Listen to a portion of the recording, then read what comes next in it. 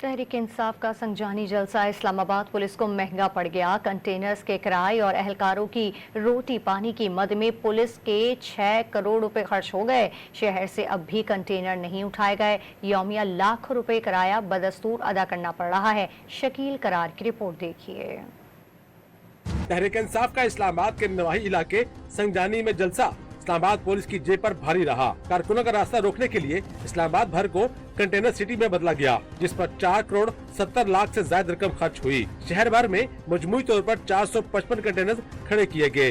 जराये के मुताबिक 150 कंटेनर 20 अगस्त को लाए गए, जिनके लिए 3 करोड़ 70 लाख 50 हजार रुपए किराया अदा करना पड़ा। जबकि 1 सितंबर को मजीद 100 कंटेनर आए, जिनका किराया 1 करोड़ 17 लाख रुपए बना। जलसे से एक रोज कबल मजीद 205 कंटेनर्स लाए गए, जिनका किराया 80 लाख रुपए बना। जू पुलिस ने रास्तों की बंदिश पर 4 करोड़ 70 लाख रुपए खर्च कर डाले।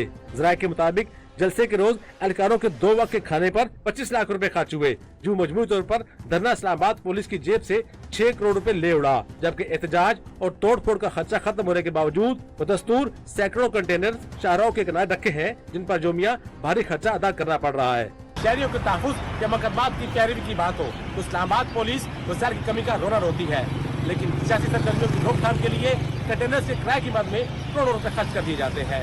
कैमरामैन दाऊद के साथ शकील करार, डॉन न्यूज़, इस्लामाबाद।